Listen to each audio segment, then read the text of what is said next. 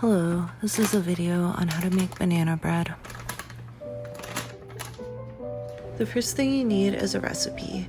You can get a recipe pretty much anywhere. I just googled banana bread recipe and used the first thing that came up. I'll link it in the description box below if you want to follow it.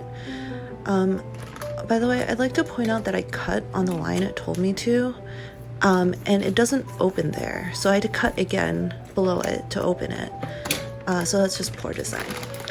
But anyway, yeah, banana bread is actually really hard to mess up, and you can make lots of changes to the recipe. So really you just need something as a starting point, and then as long as you vaguely follow it, you'll get something that's edible, probably.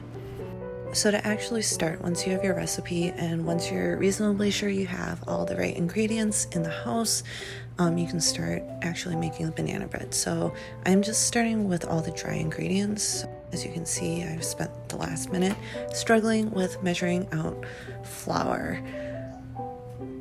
It's hard, okay?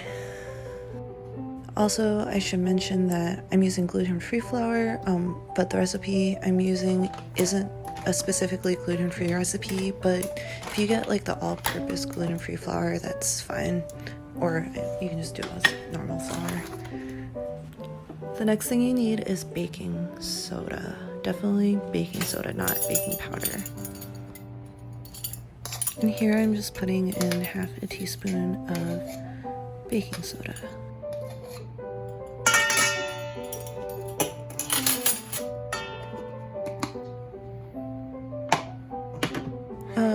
So this is how much sugar I have. And I'm supposed to put in 3/4 of a cup. In hindsight, it was really sweet, so I probably didn't need to put that much sugar in. Or maybe powdered sugar is just sweeter than normal sugar. Because like, if you think about it, powdered sugar is so small, so it has so much more surface area than just like a normal grain of sugar, and there's so many more of them. So just like imagine like 10 billion grains of powdered sugar, and it would just like cover your taste buds so much more, and like maybe it would like permeate the food. I don't know, is that a thing? Is powdered sugar like sweeter than regular sugar? Anyway, we're almost done. We just need a pinch of salt, and we're gonna mix it now. This isn't super necessary, but I just like mixing up everything so you don't get like a gross giant clump of salt or baking soda or something like that. Now it's time to prepare the butter. This is me trying to figure out whether a stick of butter is half a cup or a third of a cup, I guess. But anyway, this recipe uses a third of a cup, which is actually, I think, 2/3 of the stick. So you can just cut the butter like straight through the wrapper, like that. And now we're just microwaving the butter for about 30 seconds until it's melted.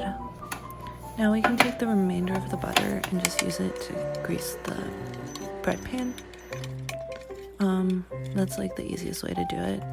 I mean, actually, I don't know if it's the easiest way to do it. It's kind of slippery, but like, whatever, it works.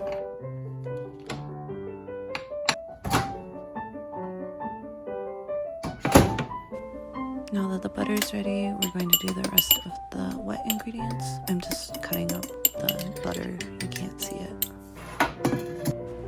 I used 3 bananas. The thing about banana bread is you need to use bananas that are truly old and disgusting.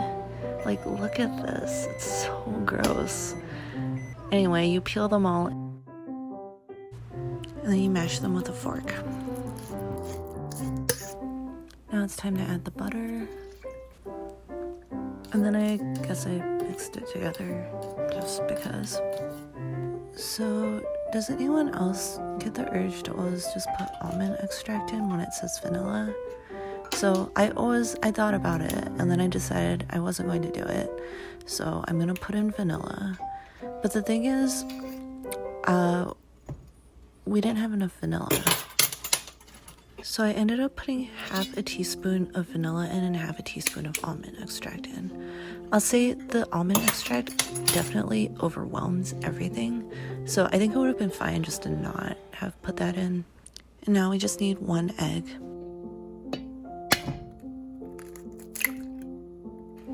By the way, I had no idea what I was filming when I was filming this, so yeah, sorry about these camera angles. Here are all the wet ingredients just mixed together. You have to mix them super well. Here I'm just combining all the dry ingredients with the wet ingredients. I don't know if you're supposed to do it more slowly than that, but I got impatient, so I just dumped it all in. And then I also don't remember if you're like not supposed to mix it a lot, like with muffins, but I don't know. Just make sure it's like vaguely all kind of blended together. And I just added some chocolate chips for fun.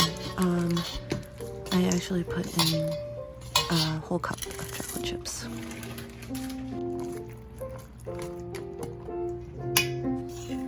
I'm just using a fork that I use for mixing to try to ineptly pour the batter into the pan. Yeah, so you can use the fork for most of it, and then it's good to have a spatula so you can actually get the rest out. And now you have the dilemma of using 2 tools and trying to push batter off of each of them using the other one, but actually you're really just transferring batter back and forth forever. And now I'm just flattening it out so there's an even amount of batter everywhere. It wasn't as much batter as I thought it would be, but that ended up being okay, so it's fine. Like, I think 1/3 of the pan was filled. And now I'm just waiting for the oven. By the way, this is the setup I have for filming. It's a tripod on another tripod. I actually do have a better tripod that tilts, but why do something the easy way when you can suffer? So the oven's ready now, so let's put it in.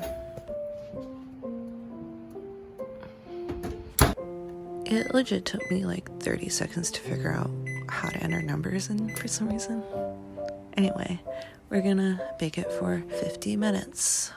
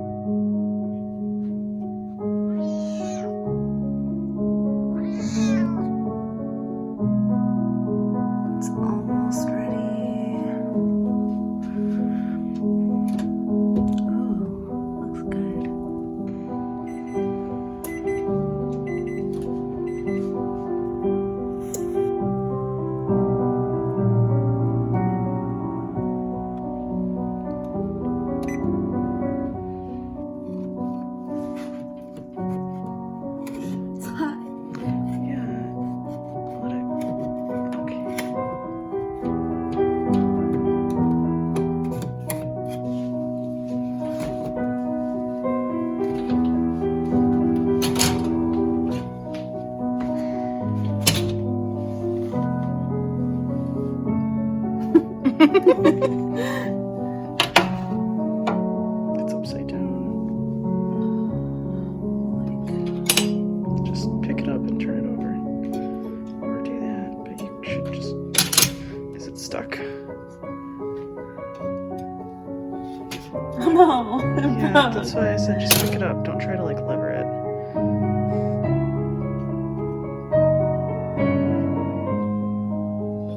It's fine. It's done. Exactly